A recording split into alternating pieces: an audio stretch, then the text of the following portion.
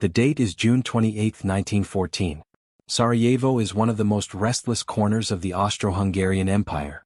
Archduke Franz Ferdinand is greeting the public in an open-top Graf and Stift car with his wife, Sophie. Actually, the Archduke shouldn't have been there that day. Earlier that morning, the first assassination attempt against him with a hand grenade had failed, and the Archduke had gone to the city hall in a rage. But fate loves small mistakes. When the driver took a wrong turn off the planned route onto Franz Joseph Street, he was forced to stop. As he was trying to shift into reverse, he came face to face with Gavrilo Princip, a 19-year-old Serbian nationalist waiting in front of a delicatessen. 2 gunshots. Only 2 bullets. One to the neck of the heir apparent, the other to his wife's abdomen. Franz Ferdinand's last words were whispered to his wife. "Sophie dear. Don't die. Stay alive for our children." But they both died. While silence took over Sarajevo at that moment, a gear began to turn in Vienna, Berlin, London, and St. Petersburg, thousands of kilometers away. No one that day could have imagined that these 2 bullets would start a machine that would cause the deaths of 10 to 15 million people. That elegant 19th-century Europe of balls and waltzes was dying on that street corner. For the first week after the assassination, a strange calm settled over Europe. Newspapers carried the event in headlines, but everyone thought it would remain a local Balkan crisis. However, the situation was different in Vienna. Konrad von Hotzendorf, the Austro-Hungarian chief of general staff, had found the opportunity he had been waiting for years, to wipe Serbia off the map. But they faced a massive obstacle: Russia. If they attacked Serbia, would the Russian bear rise? A top-secret meeting took place in Berlin on July 5. German Emperor Kaiser Wilhelm gave the Austrian envoy the words that would prompt the greatest gamble in history.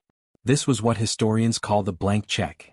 The Kaiser said, "Russia will not intervene, and even if she does, Germany is behind you." This was a loaded gun placed in Vienna's hand.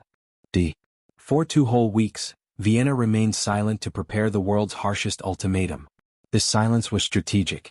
Diplomats in Europe had gone on vacation. The French president had set off on a ship to visit Russia. Vienna wanted to strike while its rivals were away. At 6 p.m. on the evening of July 23, that file given to Serbia was not written to ensure peace, but to be rejected. Serbia had only 48 hours to surrender its sovereignty.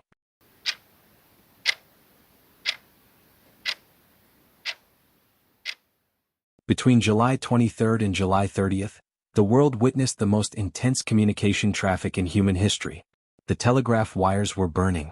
In London, Sir Edward Grey was proposing a peace conference, but Berlin and Vienna were ignoring these offers. The most tragic part was that the 3 great emperors of Europe were cousins: Kaiser Wilhelm of Germany, Tsar Nicholas of Russia, and King George of England. Kaiser Willy and Tsar Nicky were sending each other sincere but desperate telegrams. Tsar Nicholas was resisting giving the order for mobilization to his army, but his generals were pressuring him. "If we are late, the Germans will crush us," they said. Diplomacy had given way to logistics. Once mobilization was declared, it was impossible to stop those massive train systems carrying millions of soldiers. On July 28, Austria began bombarding the Serbian capital, Belgrade, from river monitors. This was the first of the dominoes. In Berlin, the generals had only one plan: the Schlieffen Plan. According to this plan, if you were going to war with Russia, you had to defeat France in 6 weeks first. The clock was ticking. The last remnants of peace were being crushed under the military railway schedules.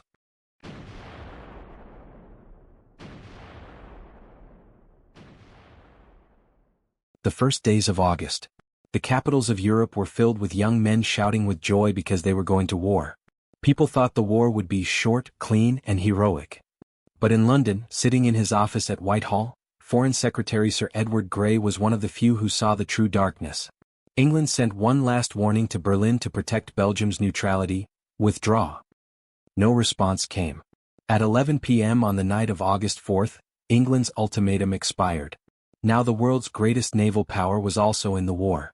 That night, as Grey watched the gas lamps being lit in the London streets from his window, he uttered that unforgettable sentence: "The lamps are going out all over Europe. We shall not see them lit again in our lifetime." This was no longer just a Balkan brawl. This was a global suicide attempt stretching from colonies in Africa to islands in the Pacific.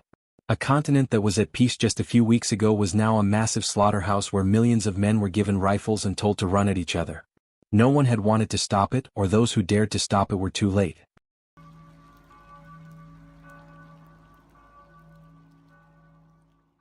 One month. Only 37 days. That month of July, which started with an assassination and turned into a total world war, was the birth pang of the modern world. At the end of this war, 4 empires lay in ruins: the Ottoman, Austro-Hungarian, German, and Russian empires. Millions of people died as pawns in a diplomatic chess game they didn't even understand. The July crisis of 1914 tells us this. Diplomacy runs not just on papers but on trust between people. When trust is lost and replaced by the fear of the first striker wins, even the most civilized societies can turn to barbarism within a month. Even today, while watching a rising crisis anywhere in the world, we must ask ourselves, I wonder which day of July we are in right now? And this time, will we be able to keep the lamps on? Thank you for listening. In the next episode we will go to the first winter inside the trenches. Goodbye.